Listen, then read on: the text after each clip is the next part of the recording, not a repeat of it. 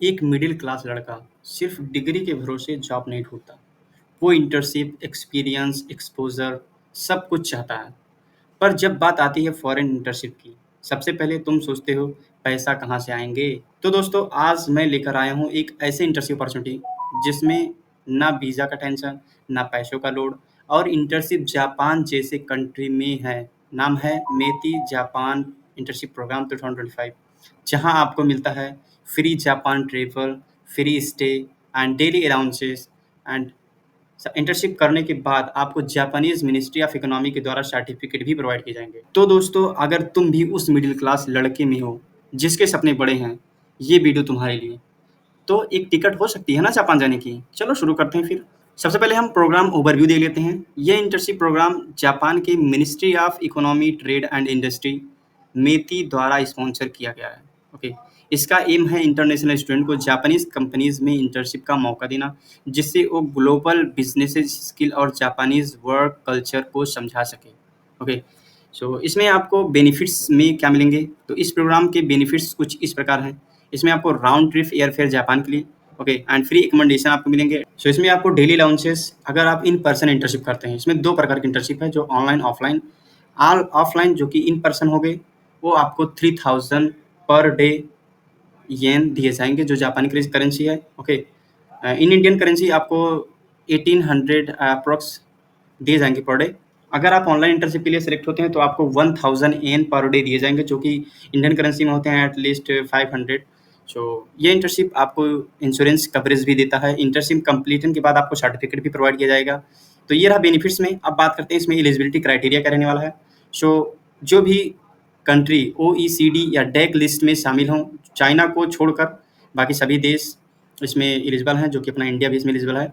और higher education institution में enrol हों या ग्रेजुएट आप हों, तो भी आप इसमें अप्लाई कर सकते हैं। आपको एक लैंग्वेज प्रोफिशिएंसी सर्टिफिकेट होना चाहिए, या अगर नहीं है तो जैसे कि आपको इंग्लिश आनी चाहिए या जापानीज़ आनी चाहिए। अगर आपको जापानीज़ EN3 लेवल तक आते हैं तो सबसे बेटर बात है। अगर नहीं आते तो आप इंग्लिश से भी काम चला सकते हैं। ओके, सो इसमें एज की बात करते हैं। एज इसमें है 18 से 40 साल के बीच में आपका उम्र होना चाहिए। सो ये था एलिजिबिलिटी क्राइटेरिया। अब हम बात कर लेते हैं डॉक्यूमेंट्स रिक्वायर्ड क्या रहने वाले हैं। सो सबसे पहले आपका एक अपडेटेड रिज्यूम होना चाहिए, या आपके पास CV होना चाहिए। आप किसी भी अंडर ग्रेजुएट या ग्रेजुएट में यूनिवर्सिटी में इनरोल हों, या आपके पास अगर ग्रेजुएशन का सर्टिफिकेट है तो भी चल जाएगा, उसमें भी अप्लाई कर सकते हैं। एंड आपके पास एक रिकमेंड ऑफ लेटर यानी कि LOR आपके पास होना चाहिए। एंड आपके पास एक वैलिड पासपोर्ट भी होना चाहिए, इन केस आप इन पर्सन के लिए सेलेक्ट होते हैं तो आप वहाँ जाकर के जापान में इंटर्नशिप कर सकें। अगर ऑनलाइन होते हैं तो भी उसमें पासपोर्ट नहीं लगेगा, बाकी अगर ऑफलाइन के लिए होते हैं तो आपका लगेगा।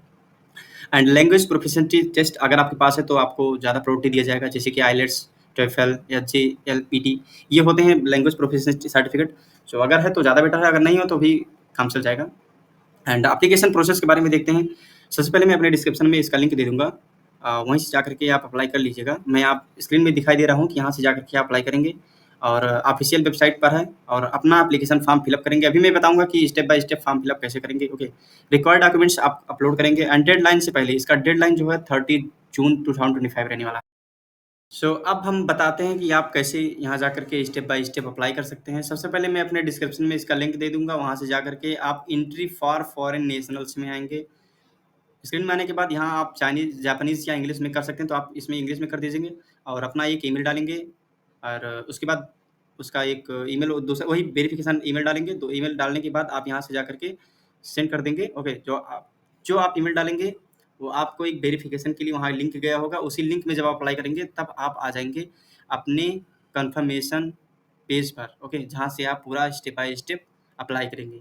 तो अब बात करते हैं इसमें कि अप्लाई कैसे कर सकते हैं। सबसे पहले देखो, इसमें आई कन्फर्म दोज़ कॉन्ट्रैक्ट्स में आप टिक करेंगे। उसके बाद इसमें आप शेड्यूल देख लेंगे कि इंटर्नशिप का शेड्यूल क्या रहने वाला है। जैसे कि ऑनलाइन इंटर्नशिप का शेड्यूल है, 25 अगस्त 2025 से स्टार्ट हो जाएगा और 24 सितंबर 2025 तक चलेगा। ओके, तो ये था ऑनलाइन इंटर्नशिप का। एंड अगर आप इन पर्सन के लिए सिलेक्शन होते हैं, जो फर्स्ट टर्म के लिए होते हैं, तो आपका 1 अक्टूबर 2025 चलेगा एंड 19 नवंबर 2025 तक चलेगा, ये लास्ट डेट हो जाएगा। अगर आप फर्स्ट को छोड़ करके सेकंड में आप सिलेक्ट होते हैं, तो आपका 5 नवंबर 2025 से लेकर के 21 दिसंबर 2025 तक चलेगा। तो ये था सेकंड टर्म का इंटर्नशिप, और इसमें आप तीनों के लिए अप्लाई मतलब इसमें टिक कर दीजिएगा।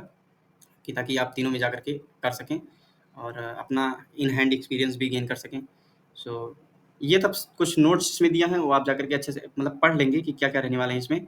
और एप्लीकेंट्स रिक्वायर्ड में देखते हैं कि बिफोर अप्लाइंग इसमें जो दिया है वो आप पढ़ने के बाद इसमें आप येस क्लिक कर देंगे। ये सब भी पढ़ने के बाद इसमें येस क्लिक करते चले जाएँगे। इसमें अगर आप इसमें येस करेंगे तभी आप जा करके आगे अप्लाई कर सकते हैं, ओके? सो ये सब एलिजिबिलिटी है, क्या-क्या उसमें लगेंगे आप अच्छे से पढ़ लेंगे। ओके, तो इसमें लिखा है इलेक्टिव कोर्सेज़ आप ऑनलाइन इंटर्नशिप भी करेंगे जो कि ये होगा आपका वर्क फ्रॉम होम ही होगा, जो कि 1 हफ्ते में आपको 5 डेज़ वर्किंग करना पड़ेगा जो कि मंडे टू फ्राइडे होगा। तो इसमें भी येस कर देंगे एंड इसमें भी येस कर देंगे। ये सब पढ़ने के बाद आप फेस टू फेस इंटर्नशिप जो कि फर्स्ट टर्म, सेकंड टर्म आपको इन पर्सन इंटर्नशिप के लिए मैंने बताया है कि आप 5 नवंबर टू दिसंबर या अक्टूबर टू नवंबर में आप उसमें अप्लाई करेंगे, तो उसके लिए आप अवेलेबल रहेंगे या नहीं, उसके लिए भी आप येस कर देंगे इसमें। येस करने के बाद ओके, सो आपका इसमें एक ईमेल आ जाएगा, ओके। सो ईमेल जो आप डालेंगे वो आ जाएगा और बेसिक्स इन्फॉर्मेशन आपका होगा कि आपका गिवन नेम क्या है, लास्ट नेम क्या है, मिडिल नेम क्या है, वो आप डालेंगे। डीओबी आप डालेंगे, जेंडर आप डालेंगे एंड एरिया अपना डालेंगे और नेशनलिटीज़ इंडिया डालेंगे एंड मदर टंग में जो है अपना हिंदी डाल देंगे, ओके। या आपका जो मदर टंग होगा वो डाल देंगे एंड करंट एड्रेस आप डाल देंगे उसमें एंड आपका ज़िप कोड या पिन कोड जो होगा वो डाल देंगे एंड करंट एड्रेस आप जो जिस सिटी में रह रहे हो उसका डिटेल्स आप फिल अप करेंगे, ओके। सो फिल अप करने के बाद जापान आपका कंट्री कोड जो कि 91 होता है, 91 कंट्री कोड होगा, अपना टेलीफ़ोन नंबर और नियरेस्ट एयरपोर्ट आप डाल देंगे। उसके बाद क्या आप रिलोकेट करने का प्लान है? तो अगर आपके पास है तो येस डाल देंगे, नहीं है तो नो डाल देंगे, ओके। पासपोर्ट का भी क्या सीन है? तो आपके पास अगर पासपोर्ट है तो उसमें येस करेंगे या नहीं है तो नहीं करेंगे, ओके। लेकिन आपके पास पासपोर्ट होना ज़रूरी है, तभी ये आप अप्लाई करें तो ज़्यादा बेटर रहेगा।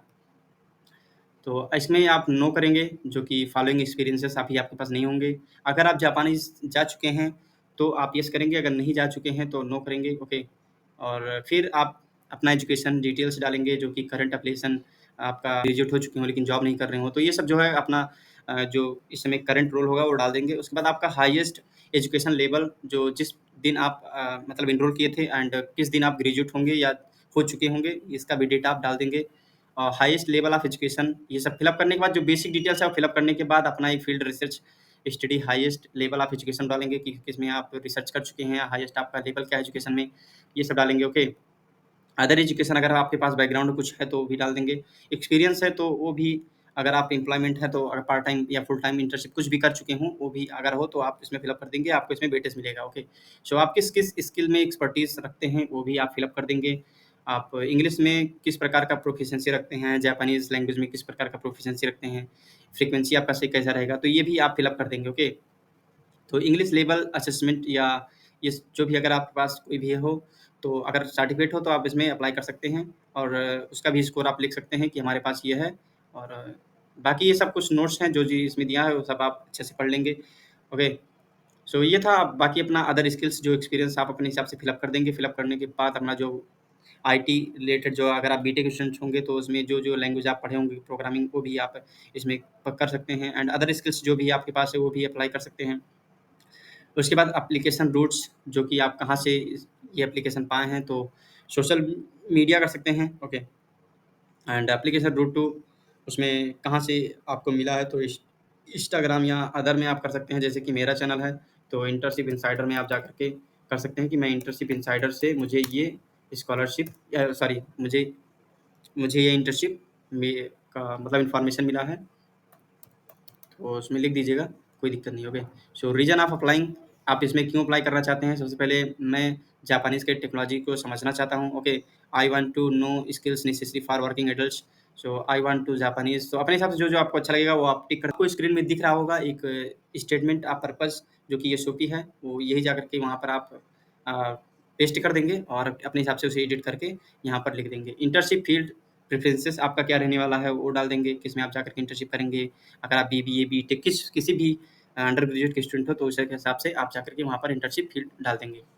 Okay, scheduled after the internship ends, so तो इसमें ये डाल देंगे कि मैं जापान में काम करना चाहता हूँ, जापान के कल्चर को देखना चाहता हूँ, सबसे पहले मैं आपको बता दूँ, टिक कर देंगे और टिक करने के बाद आपका डाइट रिस्ट्रिक्शंस रहेगा कि आप वेजिटेरियन या नॉन वेजिटेरियन हैं, ये सब आप इसमें नो यस में कर देंगे। ओके, अल्कोहल आप लेते हैं या नहीं लेते हैं, उसके बाद येस नो कर देंगे। इंपॉर्टेंट कंसिडरेशन में अगर आप नॉन वेजिटेरियन हैं, आप वेजिटेरियन हैं, तो वेजिटेरियन में आप लिख देंगे कि मैं वेजिटेरियन हूँ, मैं नॉन वेजिटेरियन हूँ, ओके। फिर पॉसिबल, नॉन पॉसिबल ये सब देख लेंगे कि आप इंटरव्यू दे पाएँगे या इंटरव्यू सबमिट कर पाएँगे या नहीं। ओके, सो कन्फर्म करने के बाद आपका फॉर्म फिल अप हो जाएगा, उसके बाद आपके ईमेल में एक कोड गया होगा, उसके बाद वहाँ से जाकर के आप अप्लाई करेंगे और वहीं पे क्लिक करने के बाद आपका वेरिफिकेशन हो जाएगा कि मैं अप्लाई कर दिया हूँ, ओके। सो ये था वीडियो यहीं तक, और कोई भी प्रकार का दिक्कत आती है तो आप कमेंट बॉक्स में जाकर के मुझसे पूछ सकते हैं, मैं आपको हेल्प कर दूँगा, ओके। सो मिलते हैं नेक्स्ट वीडियो में।